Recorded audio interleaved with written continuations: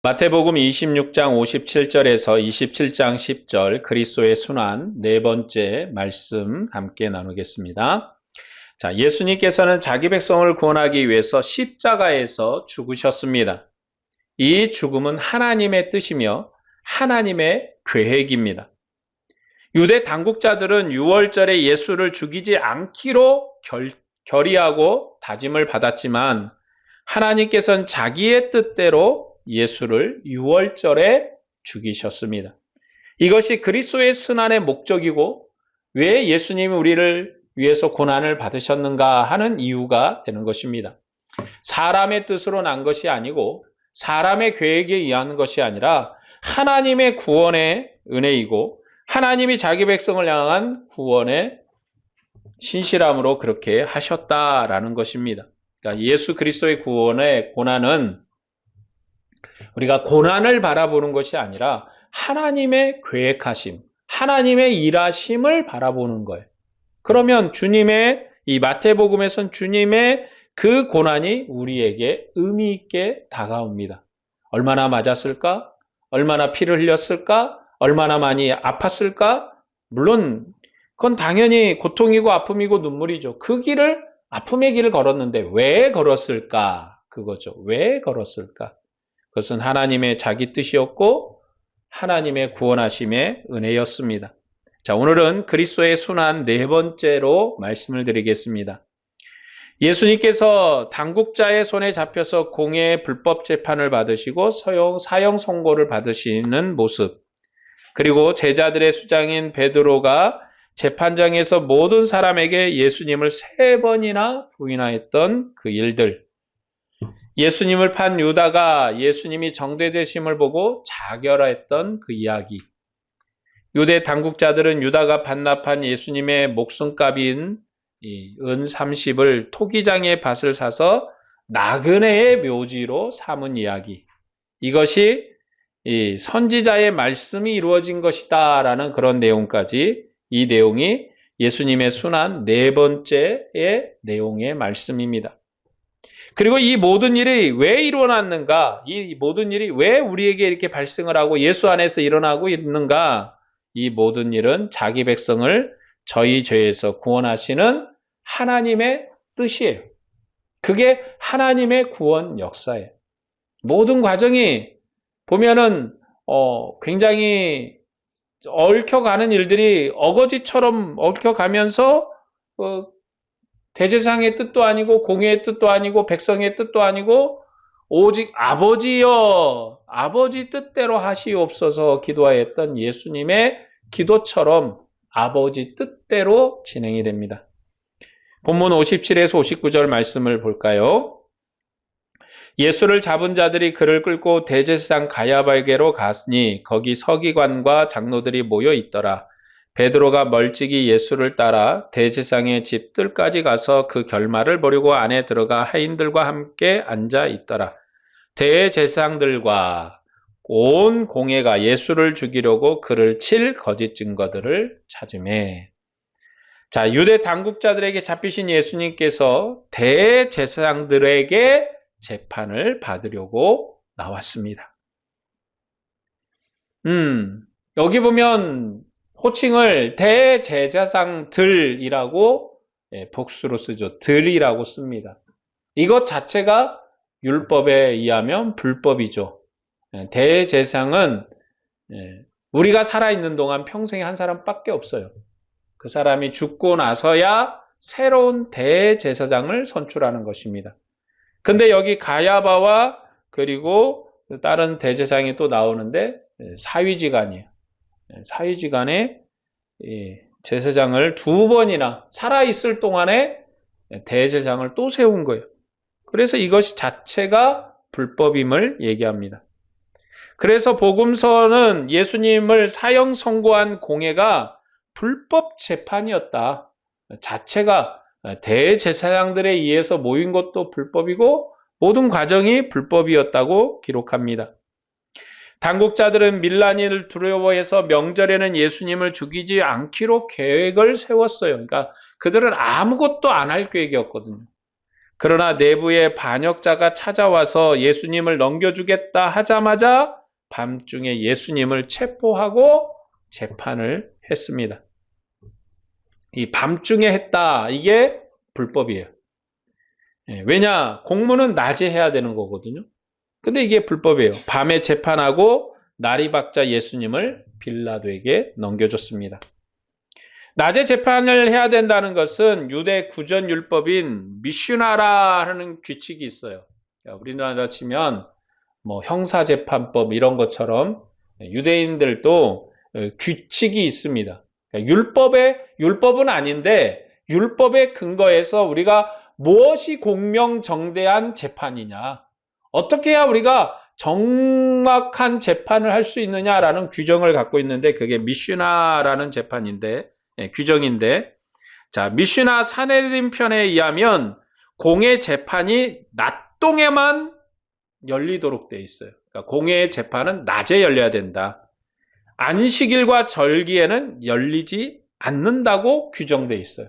그러니까 공의 재판, 지금 예수님의 사형에 해당하다고 재판한 건 지금 대제사장 가야바가 그런 게 아니고 이스라엘의 공회가 힘을 얻어서 공회의 뜻으로 이제 빌라도에게 넘겨주는 거거든요. 가야바란 개인이 이제 결정했으니까 빌라도 당신이 척결해 주시오가 아니라 이스라엘의 어떤 의회, 지금으로 따지면 뭐 법정 뭐 이런 게 결정을 해서 이 사람은 사형에 해당한데 우리가 마땅히 죽여야 되는데 지금 로마법에 의하면 우리가 사형 권한이 없습니다. 그러니까 우리 법에는 이 사람이 사형에 해당하니까 빌라도 당신이 죽여주십시오 하고 넘기는 거거든요.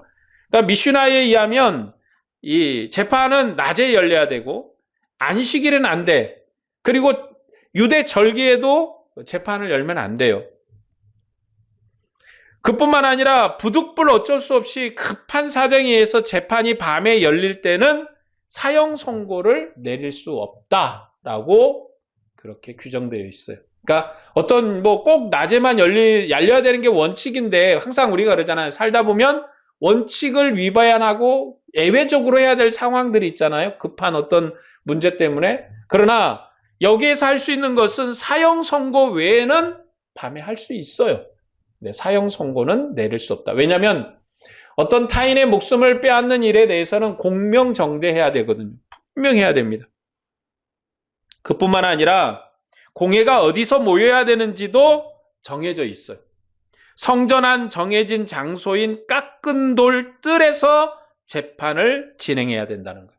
그러니까 공회가 어디서 모여야 되는가?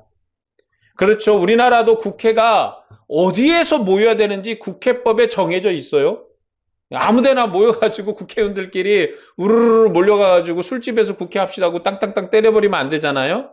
옛날에 이제 이게 우리나라 국회법이 그렇게 된 게 하도 이제 그 불법적으로 막 그 힘으로 밀어붙여가지고 막 법을 통과시키는 날치기 통과라고 해서 그럴 때가 있었잖아요. 이제 그걸 방지하기 위해서 국회가 어디에서 모여서 법을 통과를 시켜야지 적법하다 하고 규정이 돼 있어. 만약에 그 법을 지키지 않고 통과를 시켰다가는 이제 행정소송이라 이런 걸 통해서 통과시킨 법이 무효가 돼버립니다.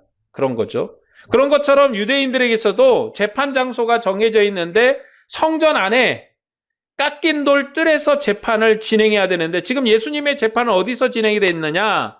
대제사장 가야바 집에서 모였어요. 대제사장 가야바 집에서 개인 집에 모인 거예요. 그러니까 장소의 규정도 위반을 한 거예요. 밤에 모여서 사형을 견도하면 안 되는데 그 규정도 위반을 했고 장소의 규정도 위반을 했어요. 뿐만 아니라 신명기 6장 18절에 내 하나님 여호와께서 내게 주시는 각 성에서 내 지파를 따라 재판장과 유사를 둘 것이요 그들은 공의로 백성을 재판할 것이니라 말씀합니다. 어떻게 재판해야 되냐? 공의로 재판을 해라. 그러니까 이제 이 공의가 뭐냐? 그렇죠. 유대인들에게 어떻게 공의가 세워질 것인가? 그래서 이제 미슈나라는 게 세워지는 거예요. 어떻게 공의냐? 우리 했잖아요. 헌법이 모든 것을 다 담고 있을 수가 없으니까 헌법에서 이제 정하는 틀을 따라서 각종 법률을 만들잖아요. 형사법도 만들고 민법도 만들고 그러지만 그 법은 이 헌법을 뛰어넘을 수는 없죠. 헌법에 근거해서 법을 만들잖아요. 왜냐하면 헌법 안에다 모든 법을 다 담가놓으면 헌법이 이만큼 두꺼워서 이렇게 볼 수가 없어. 그러니까 이건 얇지만 이제 새로운 법으로 만들어서 어떻게 형법을 잘 수행할 것인가. 그런 것처럼 이스라엘에 있어서도 어떻게 공의를 세울 것인가. 미슈나라는 걸 세워서 이제 재판은 낮에 해야 된다. 도둑불 밤에 재판할 때 사형은 언도할 수 없다. 그리고 재판 장소는 성전에 깎은 돌에서 모여서 재판을 해야 된다. 이렇게 정한 그게 공회고 그게 공명정대한 재판이고 그리고 이제 더 많은 어떻게 재판 과정 속에서 증인은 누구를 삼을 수 있고 어떻게 재판을 해야 되고 이렇게 다 정해져 있단 말이에요. 그걸 다 무시해버린 거예요. 다 불법으로 해버린 것입니다. 그래서 이 성경은 특별히 마태복음은 이스라엘의 예수님의 재판이 불법이었다라고 강조합니다. 선지자 복음인 누가복음은 무리의 죄를 강조하여 말합니다. 예수님을 지키던 사람들이 예수님을 조롱했음을 말합니다. 새벽에 공회가 모여 판결하고 무리가 다 일어나 예수를 끌고 가서 빌라도에게 로마의 반역자로 고발을 했습니다. 교제와 증거의 복음인 요한복음은 성전을 맡은 대제사장들과 유대인의 죄를 강조하여 말씀합니다. 가야바는 민족을 위해서 희생할 한 사람으로 예수님을 지목했어요. 대제사장들의 종의 손에 잡히신 예수님께서 대제사장 안나스와 가야바의 판결을 받으셨습니다. 그리고 유대인의 손에서 빌라도에게 넘겨져서 죽임을 당하셨습니다. 이와 비교해서 왕의 복음인 마태복음과 마가복음은 그리스도이신 예수님을 죽이려는 당국자들의 확고한 의지와 재판의 불법성을 강조를 해요. 전투복음인 마가복음은 예수님을 끌고 대제사장에게로 가자 대제사장들과 장로들과 서기관들이 모여들었다고 그렇게 기록을 합니다. 대제사장들과 온 공회가 예수를 죽이려고 거짓 증인을 찾았으나 찾지를 못했습니다. 많은 거짓 증인이 일어나 증거를 말했으나 일치하는 내용이 없었습니다. 그때 어떤 사람이 예수님을 성전 파괴자라고 거짓으로 증언했다고 합니다. 그런데 그 증거조차도 재판에서 쓰일 수가 없었습니다.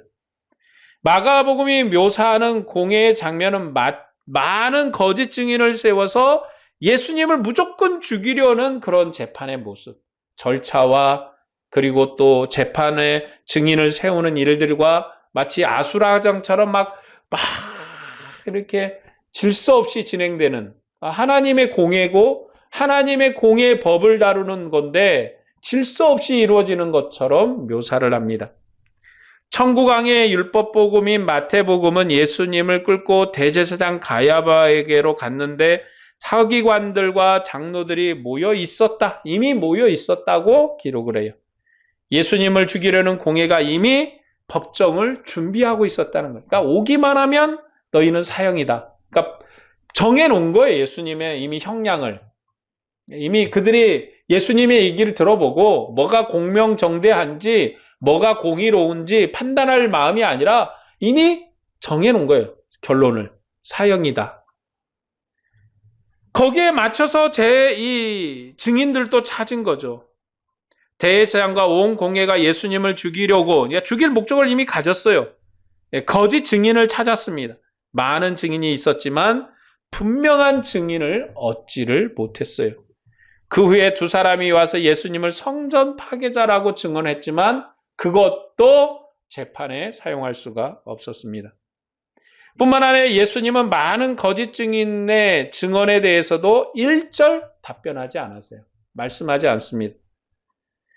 그러자 대제사장이 하나님의 이름으로 법정 맹세를 시키며 묻습니다. 내가 하나님의 이름으로 맹세하여 물으니까 내가 대답을 하라 그런 거죠.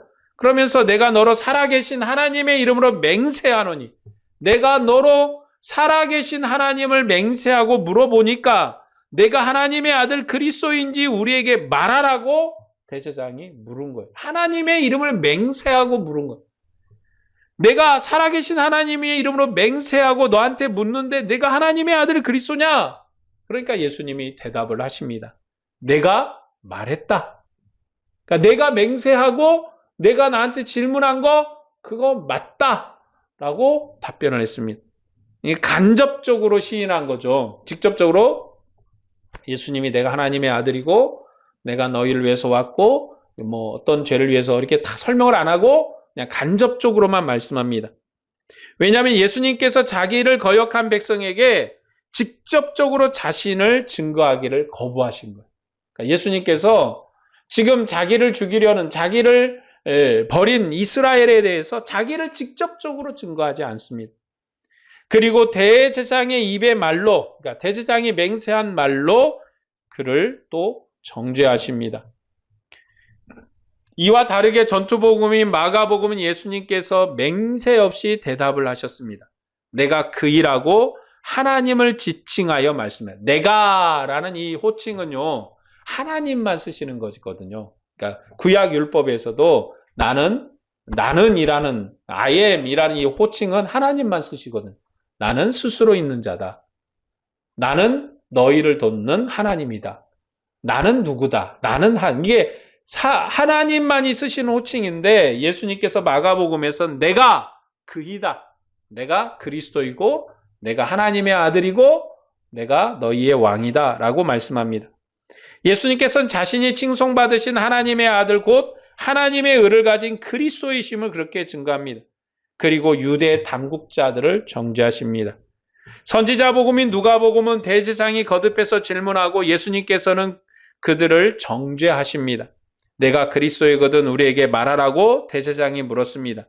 예수님께서는 내가 말할지라도 너희가 믿지 않을 것이며 내가 물어도 너희가 대답하지 않을 것이다 라고 말씀합니다. 그러나 이제부터 인자가 권능의 우편에 앉아 있는 것을 보리라 라고 말씀을 하셨어요. 이에 대제사장이 내가 하나님 아들이냐라고 묻습니다. 예수님께서는 내가 그라고 이미 말했다. 네가 이미 말했다라고 하십니다. 이처럼 예수님은 지금 잡혀서 죽으시는데 불법 재판을 받고 불법에 의해서 처결을 당하시고 그리고 이들에게 자신이 하나님의 아들이심을 간접적으로 증거합니다. 본문 64절 말씀을 볼까요? 예수께서 이르시되 내가 말하였느니라. 그러나 내가 너희에게 이르노니 이후에 인자가 권능의 우편에 앉아 있는 것과 하늘 구름을 타고 오는 것을 너희가 보리라.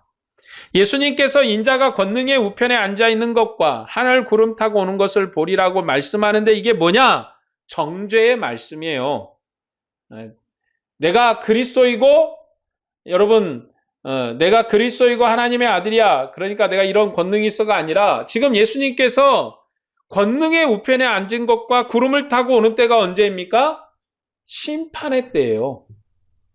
권능의 우편에 앉아서 구름을 타고 오는 때가 언제입니까? 심판의 때예요. 그러니까 예수님께서 이미 이 마태복음 24장에서도 예루살렘 멸망에 대해서 얘기를 쭉 하시고 말씀하시면서 심판의 때를 말씀하셨잖아요. 그때 이 심판의 예루살렘 멸망의 때에 대한 심판의 내용을 여기서도 말씀하시는 거예요. 그러니까 지금 구름을 타고 오리라 라는 것은 인자의 재림과 심판에 관한 것이거든요. 의인의 복음인 누가복음은 인자가 하늘 구름을 타고 오는 것을 보리라 말씀하는 내용이 없습니다. 왕의 복음인 마태복음과 마가복음은 심판을 강조하는 거예요. 지금 재판의 불법성 그걸 강조하고 그럼 재판이 불법됐으면 재판의 불법을 깨야 되잖아요. 그걸 심판하시겠다는 거예요. 그러나 의인의 복음인 누가복음은 보좌의 자기 백성을 가르치시고 지키시는 인자를 강조해요. 내가 이 보좌에서 너희를 바라보고 지킬 것이다.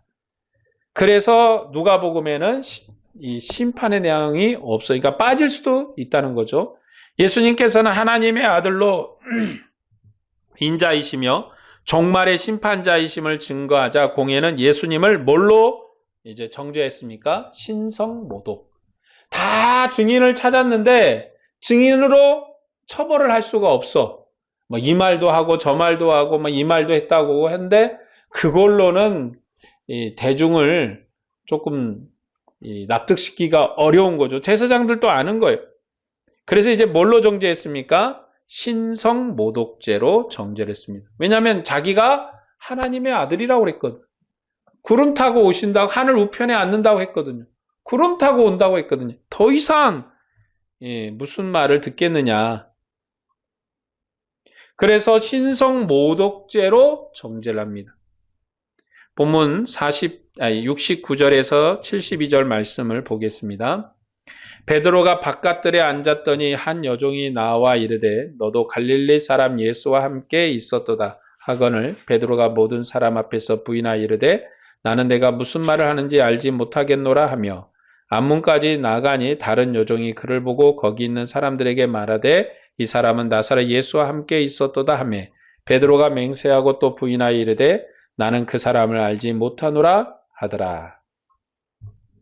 베드로가 예수님 말씀처럼 이제 3번이나 예수님을 부인하는 이제 사건이죠. 왕의 복음인 마태복음과 마가복음은 베드로의 죄를 정죄하는 거예요. 베드로가 잘했다 이게 아니라 예수님이 말씀하시니까 예수님이 너가 나를 3번 부인이다 이미 말씀했으니까 괜찮다 이게 아니라 그가 죄를 지었다는 것을 강조합니다. 베드로는 예수님을 모른다고 심지어 저주하면서 맹세함으로 부인을 했습니다. 마태복음은 베드로의 죄를 많이 강조해 말하는 거예요. 3번이나 다 기록을 하거든요. 왜냐? 베드로가 새로운 이스라엘인 12제자의 수장이에요. 교회의 초석이에요. 베드로가 잡혀가진 예수님을 따라갔습니다. 예수님을 죽이려는 공회 불법 재판장에서 재판 내용을 다 방청을 했어요. 예수님이 정죄되자 베드로는 슬슬 꽁무니를 빼고 도망친 겁니다. 그리고 그의 신분이 들키자 예수님을 모른다고 맹세함으로 저주까지 했어요. 옛 백성의 당국자는 하나님의 아들이신 인자를 신성 모독죄로 사형 선고를 내렸습니다. 그것도 불법적으로 사형 선고를 내렸죠. 밤에는 사형 선고를 하면 안 돼. 근데 밤에 사형 선고를 한 거예요. 그뿐만 아니라 새 백성의 대표, 새로운 이스라엘의 대표인 베드로는 그리스도를 정죄한 대제사장의 법정에서 그를 모른다고 부인했어요. 베드로는 그가 3번 부인하리라는 예수님의 말씀이 생각나서 통곡을 했습니다. 그러니까 예수님은 옛 백성으로부터도 버림을 당하시고 새로운 백성으로부터도 버림을 당하셨어요. 철저하게 버림을 당했습니다. 그러니까 베드로의 범죄예요. 베드로의 죄입니다. 그러나 여러분 베드로의 범죄는 후에 좀 상황이 다르죠. 유다하고는 좀 상황이 다른 게 회개하고 주께 돌아와서 그리스도의 나라의 새로운 수장으로서 일을 잘합니다. 그러나 옛 백성인 옛 이스라엘은 하나님께 돌아오지 않아요. 그들의 조상의 범죄를 따라서 반복적으로 죄를 짓습니다. 그러니까 그게 이제 차이인 거죠. 후에 하나님 아들에게 돌아오느냐 아들에게 돌아오지 않는가. 아들을 부인한 예수님의 제자 베드로는 아직 성령이 임하기 전이고 주님이 부활하기 전이고 여전히 옛 시대에 살고 있는 백성으로 연약함이 있어요. 우리하고는 입장이 좀 다릅니다. 우리 안에 주의 영이 있고 하나님이 우리에게 부활의 주님으로 아들이 우리에게 있고 하기 때문에 우리의 부인과는 좀 달라요. 베드로의 부인은요. 예수님을 믿으면서도 부인할 수 있다라는 근거가 될 수가 없어요. 왜냐하면 아직 부활하기 이전이고 예수님이 승천하기 이전이고 하늘 보좌에 앉기 이전이고 그리고 성령이 임하기 이전이거든요. 그러니까 베드로도 성령이 오순절날 일어나고 이 보순절날 성령이 임하시고 나서는 그가 담대히 일어나서 자기의 목숨을 아끼지 아니하고 주님을 증거합니다. 죽음에 이르도록 한 번도 포기하지 아니하고 주님의 길을 달려갑니다. 주님의 제자 중에 누구도 주님을 부활하신 이후에 주의 성령이 온 이후에 부인하지 아니하고 주님의 교회가 든든히 세워져 가는 모습을 사도행전이 우리에게 기록하여 보여주고 있어요. 그러므로 이 베드로의 3번의 부인이 오늘 우리도 예수님을 부인해야 된다는 근거가 될 수가 없어요. 부인하고 다시 믿을 수 있다라는 근거가 되지 아니하고 분명히 바울 사도께서 우리에게 말씀합니다. 주를 부인하고 구원 얻을 자가 없다고. 왜? 예수님을 다시 십자가에 못 박을 수가 없으니까. 이미 십자가에 못 박히셨다가 죽으시고 부활하셔서 승천하시고 하늘 보좌에 앉으시고 영광의 주님으로 앉아 계시기 때문에 2번 다시 주님을 부인하고 다시 십자가에 못 박을 그런 기회가 없다는 거죠. 우리가 끝까지 주님을 믿고 따라야 될 이유가 바로 여기에 있는 거예요. 그러니까 많은 사람들이 이 베드로의 3번의 부인을 두고 우리도 때로 예수님을 떠났다가 다시 돌아올 수 있다라고 말할 수 있지만 여러분 그 근거가 미약하다. 성경적인 문맥에서 그런 말씀입니다. 자, 본문 27장 3절에서 5절 말씀을 볼까요? 그때 예수를 판 유다가 그의 정죄됨을 보고 스스로 뉘우쳐 그 은 30을 대제사장들과 장로들에게 도로 갖다 주며 이르되 내가 무고한 피를 팔고 죄를 범하였도다니 그들이 이르되 그것이 우리에게 무슨 상관이냐 내가 당하라 하거늘 유다가 은을 성소에 던져놓고 물러가서 스스로 목매어 죽으니라. 자, 유다가 회개를 했죠. 유다가 이제 뉘우쳤습니다. 회개한 게 아니고 뉘우쳤어요. 예수님을 노예값인 은 30에 팔았던 유다가 예수님이 정죄되자 뉘우치고 자신이 잘못했다고 대제사장들에게 와서 그렇게 말합니다. 그러나 자기의 뜻이 받아들이지 않자 어떻게 했습니까? 주님께 와서 회개했나요? 십자가 밑에 와가지고 주님 제가 잘못했습니다. 용서해 주세요. 회개한 게 아니라 스스로 죽어버렸어요. 이게 이제 유다와 베드로의 다 차이점이죠. 여러분 베드로의 죄가 결코 가볍다 할 수 없어요. 3번이나 주님을 부인했잖아요. 완벽하게 부인했다는 것, 3번이나 했다는 것은 가벼운 죄가 아니에요. 그럼에도 베드로와 유다의 차이가 뭐냐? 베드로는 회개했다는 거예요. 주님을 여전히 사랑했고 주님을 여전히 따랐고 주님을 바라봤습니다. 근데 이 유다는 가서 스스로가 죽어버렸어요. 기회가 없어요. 이제 더 이상. 유다가 예수님의 핏값으로 받은 은 30을 성소에 던져놓고 돌아감으로 반납했습니다. 대제사장들은 핏값을 성소에 사용할 수 없다고 판단하고 그곳으로 토기장의 밭을 사서 나그네의 묘지를 삼았습니다. 그러면서 이 사건을 마태복음은 선지자 예레미야를 통해서 하신 말씀, 하나님의 말씀이 이루어진 것이다 라고 기록을 해요. 본문 9에서 10절 말씀입니다. 이에 선지자 예레미야를 통하여 하신 말씀이 이루어졌나니 일러스되 그들이 그 가격 매겨진 자 곧 이스라엘 자손 중에서 가격 매긴 자의 가격 곧 은 30을 가지고 토기장의 밭값으로 주었으니 이는 주께서 내게 명하신 바와 같으니라 하였더라. 근데요, 이 말씀은 사실 스가랴 11장 13절의 말씀이에요.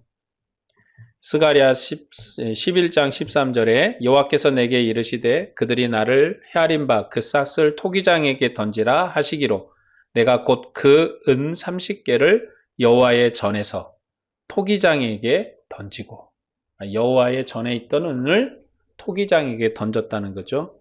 그런데 마태복음은 선지자 예레미야를 통해서 하신 하나님의 말씀이 이루어진 거라고 그렇게 기록을 해요. 그 내용이 어디에 있는 내용이냐면 예레미야 32장 6에서 15절의 말씀이에요. 좀 내용이 길기 때문에 읽지는 않겠습니다. 32장 6절에서 15절의 말씀입니다. 하나님께서는 스가랴에게 뭐라고 말씀하셨냐면 토기장에게 던지라 하신 은 30은 남은 이스라엘이 그들의 목자를 계산할 헐값에 관한 거예요. 그러니까 이 스가랴에서는 이스라엘 목자의 목숨값이에요. 그게 은 30이다라고 말합니다. 그러나 하나님께서 예레미야에게 밭을 사라고 합니다. 밭을 사라. 이제 지금 여기에 이 제사장이 가서 토기장이의 밭을 샀잖아요. 그러니까 스가랴에서는 토기장이에게 던지라고 했고 예레미야에서는 밭을 사라고 합니다. 그러니까 거기에서 중요하게 지목한 것은 밭을 샀다는 거예요. 밭을 샀다는 거예요. 그건 왜냐? 바벨론 포로에서 돌아와서 이제 기업을 회복할 것에 대한 확증이에요. 토기장에게 던지라고 한 것은 이스라엘의 목자의 목숨값이었다면 이 예레미야에서는 밭을 사라, 밭을. 왜냐하면 이제 너희가 밭을 사서 경작을 해라. 새롭게 일어나라 라는 확증이었죠. 대제사장들은 유다가 두고 간 은 30으로 밭을 사서 뭘 삼았습니까? 나그네의 묘지를 삼았어요. 나그네의 묘지. 나그네가 이제 그 밭의 주인이에요. 이제 이 밭의 주인이 누구냐? 여러분 대제사장이 샀으니까 대제사장 겁니까? 소유자가 없어요. 그냥 공동 소유야. 누구의 소유입니까? 나그네 거예요. 나그네 것. 하나님께서는 이스라엘 당국자와 유다가 배반한 헐값이신 그리스도의 핏값을 기업이 없는 나그네가 그 땅을 소유할 수 있는 담보가 되게 하셨습니다. 그러니까 이 땅에 이제 주인은 없어. 나그네의 안식처예요. 이것이 하나님께서 예레미야에게 하신 말씀이 이루어지고 회복된 것이라는 거예요. 안식처. 그리스도의 핏값이 정처 없는 나그네의 안식처가 된 거예요. 그리스도의 핏값. 그리스도의 그 가격이 나그네의 안식처가 되었다. 좀 의미가 남다르잖아요. 그쵸? 가룟 유다가 성전에다 연사십을 던지고 갔더니 이제 대제사장들이 생각해보니까 이건 핏값이다. 성전 금고에 넣어두는 게 합당하지 않다. 그럼 어떻게 할까 했더니 토기장의 밭을 사가지고 이스라엘에 선언한 거죠. 여기는 이제 나그네의 묘지다. 그러니까 나그네가 뭡니까? 이제 여행을 하거나 어떤 일로 왔던 사람이 갑자기 예루살렘에서 죽을 수 있잖아요. 뭐 병으로 죽을 수도 있고 뭘로 죽을 수도 있고 다 죽을 수 있단 말이에요. 그럼 어디다 갖다 묻을까? 이 토기장에 밭에 갖다 묻으라는 거죠. 누구나 갖다 묻으라. 나그네의 밭이. 사실 나그네는 정처 없는 인생이고 휴식이 없어요. 죽어도 나그네는 이스라엘 가운데 휴식처가 없었거든요. 그런데 이 예수님의 핏값이 나그네의 안식처가 되고 그리고 이름 모를 자의 마지막 휴식처가 된 거예요. 이처럼 그리스도의 죽음과 부활이 모든 자기 백성의 안식이 될 것이며 구원이 될 것을 예레미야에게 하신 말씀이 여기에서 이루어졌다. 토기장의 밭을 산 게 공교롭게도 이제 나그네의 묘지였고 그리고 정처 없는 자의 휴식처이고 이름 없는 자의 안식처가 된 거예요. 이것은 하나님의 구원하심이 모든 백성 그리고 자기 백성의 모든 자에게 이루어지는 안식이며 구원이 될 것에 대한 확실한 응답임을 마태복음은 우리에게 가르칩니다. 그러니까 이게 사람의 계획이 아니라 하나님의 일하심이에요. 공교롭게도 유다가 은삼십을 반납을 했고 대제사장들은 그걸 갖다 뭐 할까? 성전고에다 넣어주는 건 핏값이니까 안 돼. 부정하다는 거죠. 그걸 갖다가 나그네의 밭을 샀어요. 그리고 정말 이스라엘 중에 나그네는 정처 없는 인물이고 대접받지 못한 사람들이 이제 그곳에서 만일 죽게 되면 안식을 얻을, 어디에 누일 땅이 없거든요. 안식을 얻을 땅이 됐다. 그것이 그리스도의 구원이고 하나님의 구원의 일하심입니다. 오늘 말씀을 정리하겠습니다. 예수님을 죽이기 위해서 대제사장들과 공회원은 불법을 자행을 했습니다. 그들을 불법적인 재판을 통해서 예수님께서 사형을 선고했어요. 그들이 예수님을 잡아온 것도 강도를 잡은 것처럼 잡았고 재판도 밤중에 몰래 재판함으로써 공정하지 못한 불법적인 재판을 했습니다. 그리고 날이 밝자마자 예수님을 빌라도에게 넘겨서 십자가에 죽였어요. 마태복음 그들의 재판이 불법이었다고 강조해서 이스라엘 죄악을 우리에게 고발하고 있습니다. 이스라엘만 악한 것이 아니라 새로운 이스라엘의 수장인 베드로도 예수님을 부인하는 악을 행했습니다. 그러나 베드로는 회개하고 주님께 돌아왔지만 옛 이스라엘은 주님을 부인하다가 결국 이스라엘과 예루살렘의 멸망으로 정죄되었습니다. 이스라엘 당국자들은 예수님을 신성모독죄로 정죄했어요.